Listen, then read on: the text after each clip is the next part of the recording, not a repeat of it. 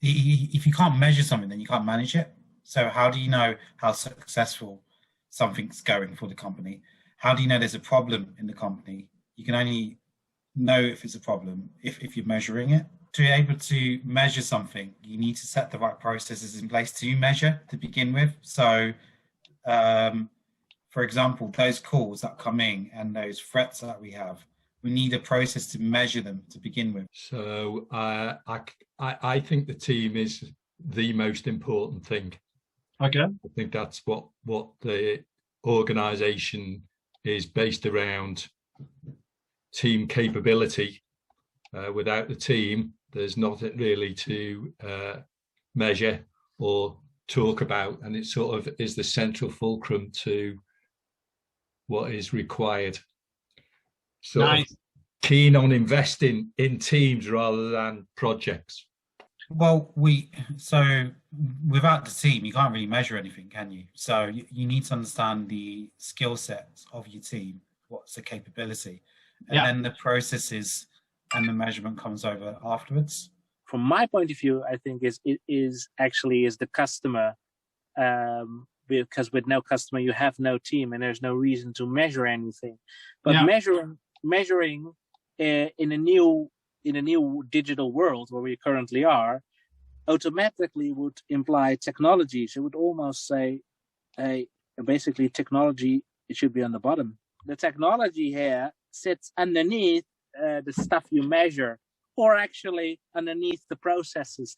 I think technology has been for a long couple of years or maybe decades dictating how we should work and how we should do things. And by now, with the help of I'm working for a Microsoft house and not for a Google house, but especially with COVID-19, technology has demonstrated that it makes things possible, and therefore, from my point of view, technology should be either off the board or underneath what you measure, or your dashboards basically, or underneath processes, supporting in the end the team. So it's actually not a relevant.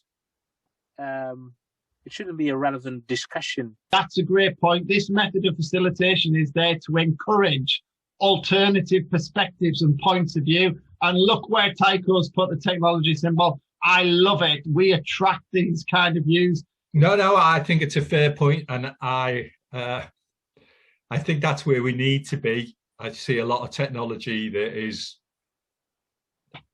a disenabler to do any of those things that we've just talked about, which Tycho's talked about. Customer to a successful organisation, well, they're obviously important because they, you can't get any money if you don't have any customers, basically. Mm-hmm.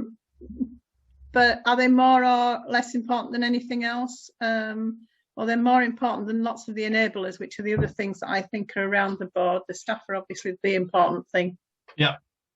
We've got the two people symbols, team and customer, and that's often a pattern that we see, which backs up the statement, businesses are all about people. Steve made the comment, that's where you invest, etc. So that's not uncommon to see that. I'd say, well, you measure, a lot of companies measure their success on how much income they bring in to a company. So without any kind of finance, how can you grow? How do you measure that success? So you got your customers that you need to drive in. You've got your technical staff, your sales staff that bring in that, and then you need to measure that. And how do you measure that? And that's where we set up the processes and the milestones. Lovely. We run this exercise because what we like to do is to find out, we like to pass over the knowledge of what the symbols mean so we can engage people fully in the later exercise.